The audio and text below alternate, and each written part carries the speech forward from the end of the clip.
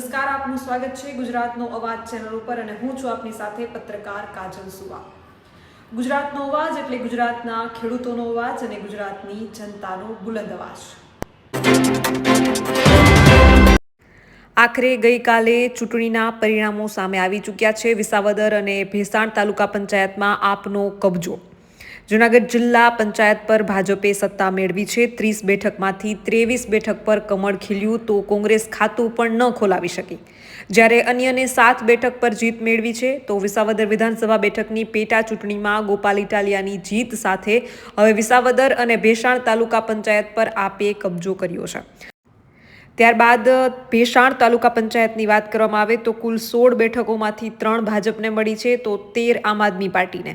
વિસાવદરની વાત કરવામાં આવે તો કુલ 18 બેઠક છે જેમાંથી 6 ભાજપને મળી છે અને 12 આમ આદમી પાર્ટીને મળી છે। વંથલીની વાત કરવામાં આવે તો કુલ 16 બેઠકમાંથી ભાજપને 10, કોંગ્રેસને 4 અને આમ આદમી પાર્ટીને 2 બેઠક મળી છે। માંગરોળની વાત કરવામાં આવે તો માંગરોળમાં કુલ 20 બેઠકો છે જેમાંથી ભાજપને 12, કોંગ્રેસને 7 અને 1 આમ આદમી પાર્ટીને મળી છે। જૂનાગઢમાં કુલ 18 બેઠકો છે જેમાંથી 9 ભાજપને અને 9 જે છે તે આમ આદમી પાર્ટીને મળી છે। ત્યારબાદ કેશોદની વાત કરવામાં આવે તો કુલ 18 બેઠકોમાંથી 10 ભાજપને, 6 કોંગ્રેસને અને 2 જે છે આપને મળી છે। મેંદરડા તાલુકા પંચાયતની વાત કરવામાં આવે તો 16 બેઠક છે જેમાંથી 10 ભાજપને અને 4 કોંગ્રેસ તેમજ 3 આમ આદમી પાર્ટીને મળી છે। માળિયા હાટીનામાં 20 બેઠકો છે જેમાંથી 14 ભાજપને અને 2 કોંગ્રેસ તેમજ 4 આમ આદમી પાર્ટીને મળી છે। માણાવદરની કુલ 16 બેઠકો છે જેમાંથી 12 ભાજપને અને 4 આમ આદમી પાર્ટીને મળી છે। ત્યારે વિસાવદરની આ જીત બાદ ગોપાલ ઇટાલિયા શું કહી રહ્યા છે તેના પર એક વખત નજર કરીએ। નમસ્કાર મિત્રો, ઐતિહાસિક દિવસ। ખૂબ જ ખુશી સાથે જણાવવાનું મન થાય કે ગુજરાતના ઇતિહાસમાં ક્યારેય જેટલી સીટો ભાજપ કોંગ્રેસ સિવાયના પક્ષને ન આવી હોય એટલી સીટો આ વખતે આમ આદમી પાર્ટીને ગુજરાતની જનતાએ આપી છે। એ બદલ સૌથી પહેલા હું ગુજરાતભરના સૌ મતદારોનો હૃદયપૂર્વક આભાર વ્યક્ત કરું છું।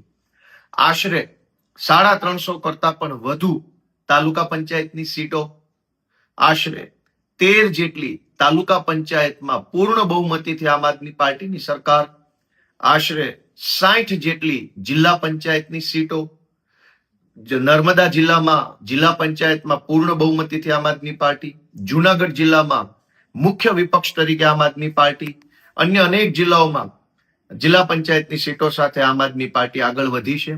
અને એ સિવાય 35 થી 40 જેટલી નગરપાલિકા અને મહાનગરપાલિકાની સીટો સાથે મળીને આમ આદમી પાર્ટીએ જબરજસ્ત પરફોર્મન્સ આ સ્થાનિક સ્વરાજની ચૂંટણીમાં મેળવ્યું છે। એ બદલ ફરી એક વખત ગુજરાતભરની જનતાનો હું આભાર વ્યક્ત કરું છું। દોસ્તો, 2021ની જો વાત કરું તો 2021માં આખા ગુજરાતમાં આમ આદમી પાર્ટીને માત્ર તાલુકા પંચાયત, જિલ્લા પંચાયત, નગર, મહાનગર બધું જ મળીને 2021માં માત્ર 72 સીટો મળી હતી। જ્યારે આ વખતે એક આખી જિલ્લા પંચાયતમાં બહુમતી, જુનાગઢ જિલ્લા પંચાયતમાં મુખ્ય વિરોધ પક્ષ, ભેસાણની તાલુકા પંચાયત પૂર્ણ બહુમતી સાથે બની, વિસાવદરની તાલુકા પંચાયત પૂર્ણ બહુમતી સાથે અને જુનાગઢ તાલુકાની અંદર ટાઈ પડી છે। ભાજપ અને આમ આદમી પાર્ટી વચ્ચે સરખી સીટો આવતા ટાઈ પડી છે। વિસાવદર વિધાનસભામાં 8 જિલ્લા પંચાયતની સીટો આવેલી છે, તેમાંથી 6 જિલ્લા પંચાયતની સીટ આમ આદમી પાર્ટીને મત આપી જીતાડવા બદલ હું વિસાવદર, ભેસાણ અને જુનાગઢ તાલુકાના તમામ ખેડૂતોનો હૃદયપૂર્વક આભાર વ્યક્ત કરું છું। આ પરિણામ ખૂબ ઉત્સાહ વધારનારું છે। આ ચૂંટણીની અંદર આમ આદમી પાર્ટીના આશરે 5 થી 6 હજાર જેટલા ક્રાંતિકારી, નીડર, નિષ્પક્ષ અને નિષ્ઠાવાન સૈનિકો ચૂંટણીમાં ઉભા રહ્યા હતા। એક બાજુ આ ચૂંટણીમાં સત્તાની તમામ તાકાત, પૈસા, પોલીસ, ગુંડા, દાબ દબાણ, ધાક ધમકી બધી જ તાકાતો હોવા છતાંય આ 5 થી 6 હજાર ઉમેદવારોએ દેશ માટેની પોતાની ભાવનાને ધ્યાને રાખી, સમાજ માટે કંઈક કરવાની પ્રબળ શક્તિને ધ્યાને રાખી ચૂંટણીમાં ડગ્યા નહીં, ડર્યા નહીં અને ફગ્યા નહીં। ત્યારે આવા 5000 જેટલા ક્રાંતિકારી યોદ્ધાઓ ગુજરાતને આ ચૂંટણીના માધ્યમથી મળ્યા છે।